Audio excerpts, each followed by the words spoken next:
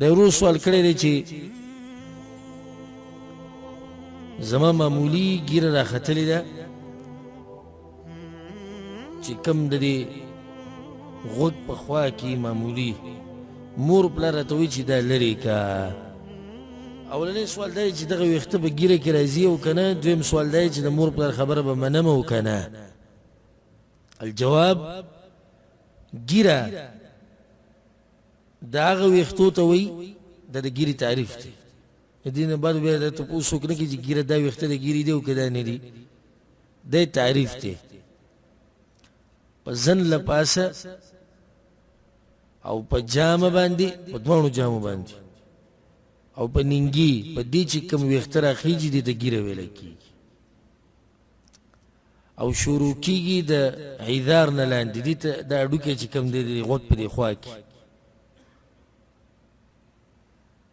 دې ته په عربۍ کې عیدار وایي.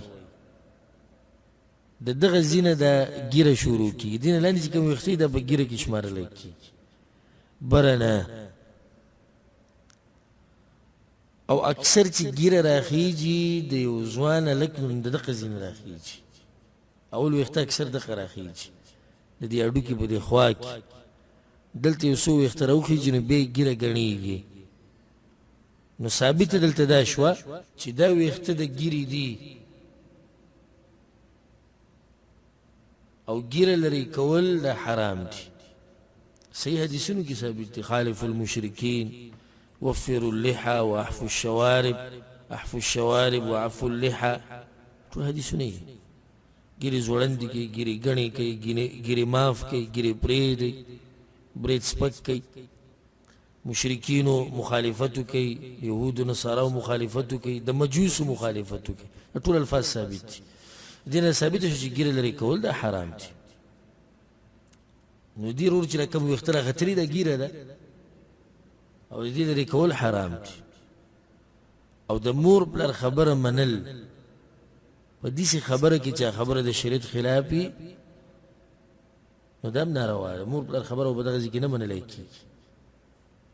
مور پلار بچي ته وایي چې ګیره لرې که، نو نه به مني دا خبره د مور پلار، اگر که هغوی خفه کېږي، اگر که هغوی خیرې کوي، اگر که هغوی د کور نه وباسي او د جیداد نه وباسي، خو ګیره به نه لرې کوي. ځکه چې الله ورته وایي پرېږده، مور پلار وایي مه پرېږده. نو واضح دی چې چا خبره به مني. واضح ده که نه؟ دې کې څه سوچ ته ضرورت هم نشته. او ډېر ځوانان چې کله د بېدینو په منځ کې اوسېږي او مور پلار یې بېدینی او دی دیندار وي نو دا قسمه مشکلات ورته ډېر زیات راځي. کله د به ګیره پورې په کور کې څوک خاندي، کله د به پنسو پورې خاندي چې هغه د ګیټو نه بری او په نیم پړکي باندې دې پورې وله خلک خاندي، کله د په ساده جامو پورې خلک خاندي، کله د کور ولا د په غم خادي پورې خاندي چې د چا کور ته دننه نه ځي او خپل کور ته دننه پردي نه را پرېږدي. په دې پورې ولم خلک خاندي. کله دې پورې ولم خاندي دی وایي زه د پردي زنانه سره لاس نه میلاومه، په دې پورې ولم خاندي. کله وایي د ځان نه مولا ګوټه جوړ کړی، کله وایي د ځان نه پلانې جوړ کړی. پلانې دا ټولو ته راشي. نو دغه ځوانانو ته موږ دا وایو چې صبر او صبر او په حکمت سره د مور پلار سره خبره.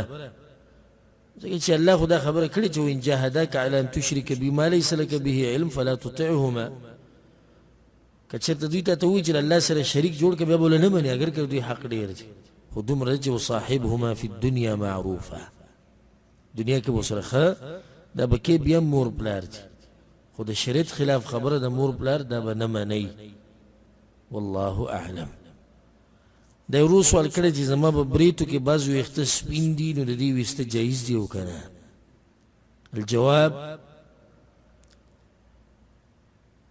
مکروه دي.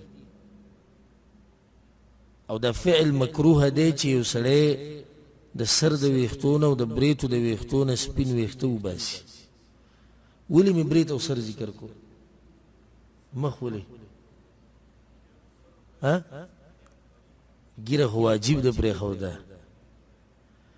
نو چې سړی د ګیرې نه سپین ویښته وباسي نو دا خو حرام کار وکړو. د بریتو نه او د سر د ویښتو نه وباسي مکروه کاري وکړو، نه وله کول پکار. وجه څه ده؟ وجه دا ده امام ترمذي رحمه الله دا حدیث راوړی کعب بن مره رضی الله عنه هغوی پیغمبر صلی الله علیه وسلم وی من شاب شیبة فی الاسلام د چا چې په اسلام کې ویښته سپین شو كانت له نورا يوم القيامة د قیامت پر ورځ به دا ویښته د لپاره رڼا د سپینو ویښتو ته یې وباسي امام بیهقي په شعب الایمان کې دا روایت راوړی صحیح حدیث دی چې دا سپین ویښته نور المؤمن دا د مؤمن نور دی او لا يشيب رجل شيبة في الاسلام او کله چې یو سړی بوډا شي په اسلام کې او په ویښتو کې سپین ولګي دې خبرې ته غوږ کړي رسول صلی الله علیه وسلم وی د هر ویښته په مقابله کې ول الله نیکي ورکوي او یو درجه ول بلندوي د هر ویښته په مقابله کې یو نیکي او یو درجه بلندي یو حدیث کې دام راځي ناشنا حدیث دی امام بیهقي دا راوړی رسول صلی الله علیه وسلم وی چې دغه خو رڼا ده د مؤمن فمن شاء فلینطف نوره دا خو د مؤمن رڼا ده که څوک دغه رڼا ختمول غواړي یو ختموي دي نور که ختمول غواړي نو ختموي دي حاصل دا شو چې د ګیرې نه خو ویښته ویسته څه دي هغه حرام دي باقي د بریتو نه او د سر د ویښتو نه سپین ویښته ویسته ده غلط کار دی او نه دي کول پکار د دې دلاسه الله تعالی اجر درکړي او د یو عزت دی یو شرف دی رنګ ولا بدل که رنگ ولا بدلولی شي سپینو ویښتو له رنګ بدلولی شي بغیر د تور رنګ نه دغه وکړه خو دې چې ویښتې نه وي پکار والله اعلم